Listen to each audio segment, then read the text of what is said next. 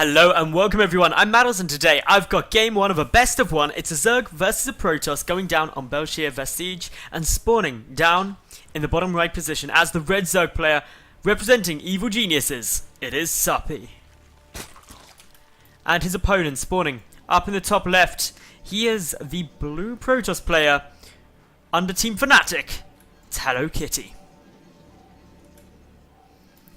Now, who else is epically hyped? The BlizzCon's coming up. Season 3 finals were so good, except my prediction was wrong. So if you haven't seen it, I'm not going to say anymore, but I just predicted wrong. I even tweeted my prediction, and it was a mistake. And oh, I'm sad. I'm really sad. But anyway, it means that things happen, and things happening is cool. BlizzCon is going to be amazing. So excited for it. It's going to be probably one of the most epic things ever. And I'm also stupidly hyped up the fact that ESL are producing it. Like, that makes me so happy. Anyway, so in terms of strategy, what can we be expecting? Well, Gateway coming out here. I've got to open the production tab, but that is fine because nobody's going to mind. Nobody noticed. They were making probes and drones, I promise you. Nothing else. Well, there was a pylon came down. That was it. There was an extract trick as well from Suppy. But yeah. Anyway, as we see, Gateway coming down, all looking good. Gateway expand, perfectly normal. Now we need to see either a spawning pool first, which we are going to see. Then we should see a follow-up pretty quickly in terms of an expansion and then into a gas. All normal stuff coming down from Suppy at the moment. That is the important thing, that he just keeps things going normal. The other option that he did have was to go hatch, then into pool. It's a bit more risky doing that in some ways, unless you definitely 100% know it's going to be a Gateway expand. And when you, well, actually on Belshir, it can be a Forge Fast expansion still. This is quite easy to hold off. You can wall it quite nice. So, Suppy just playing it the safe route. Getting pool hatch is safe regardless of what he sees. And then once this Overlord confirms what comes down, he'll either start up the gas or he'll start up the third hatchery. It depends on whether he sees the expansion there or not. So, this Overlord is the integral part to the scouting. Now, meanwhile, for HelloKitty. HelloKitty is up there. 4 probes in gas cybernetic score coming on down. And we also have this Overlord here. Just going on a little adventure. So Suppy goes, okay, no expansion, no pylon there.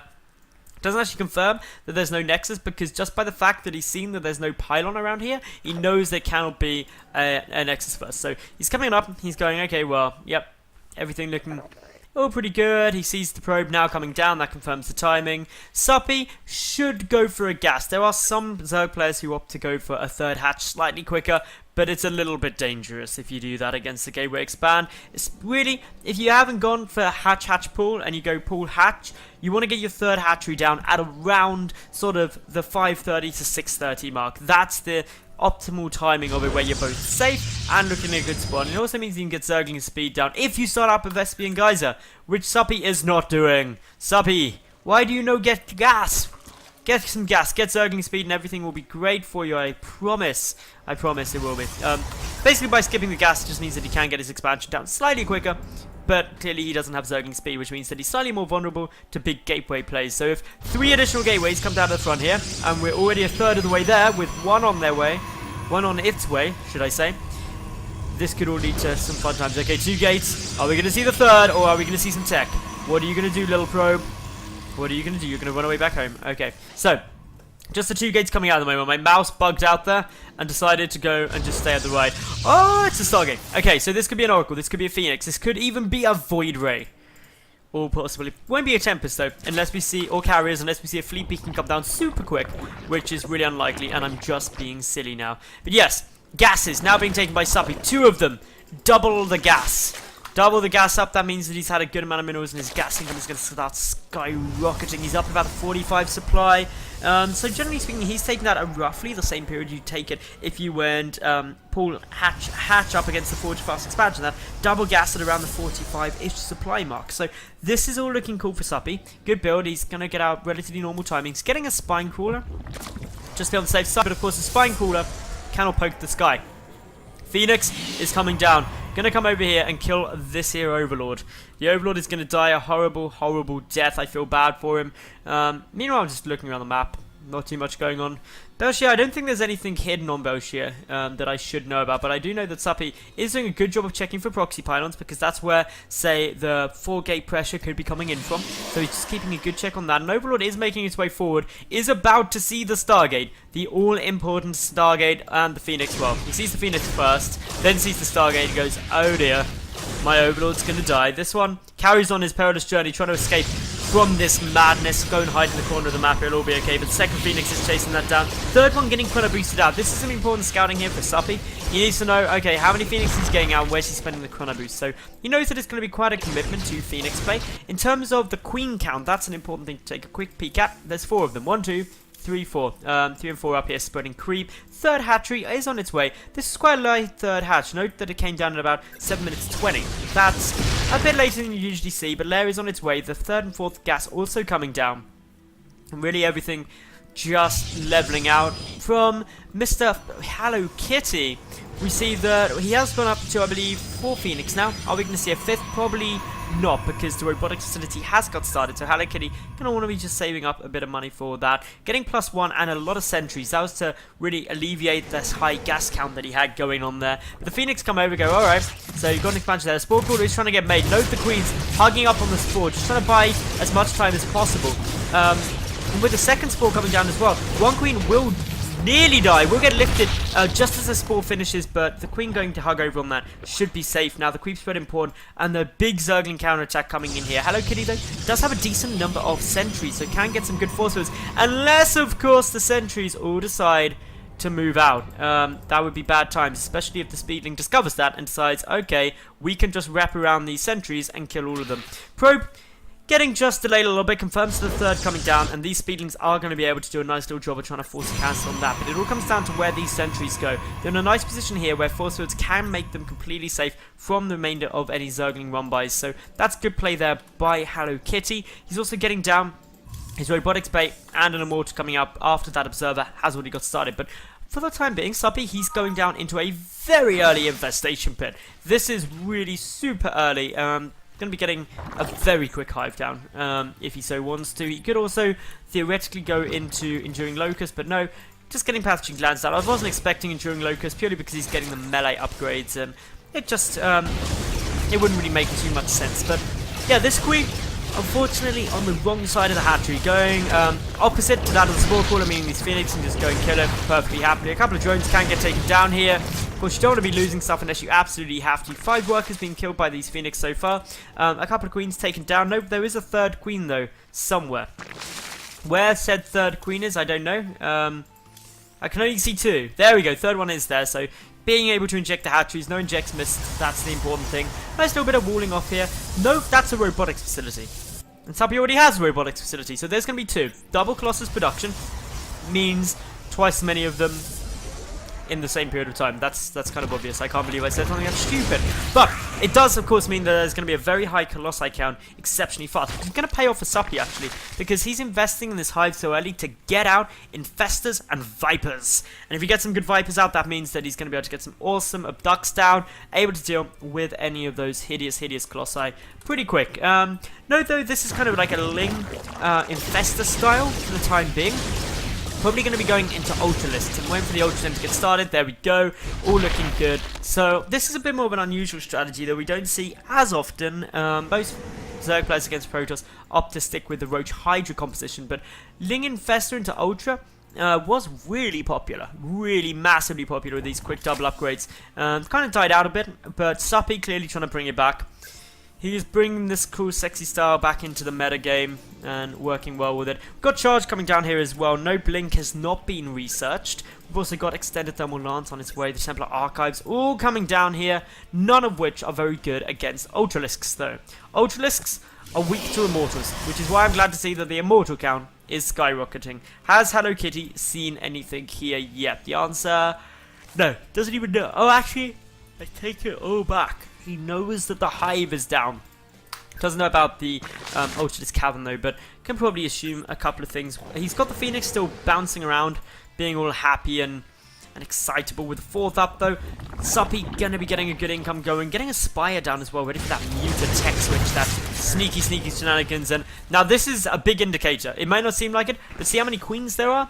That screams Ultralisks. The reason being is because of the transfusers. So HelloKitty has no doubt that that's what's coming down. He's like, okay, you got a lot of queens. A lot of queens mean you're getting a lot of ultras, because ultras and queens make scary times of an army that just never seems to die. Yeah, that's pretty much it. So, anyway, in comes the Overseer, take a little look, see, said, okay, Templar Archives down, more gateways being added on.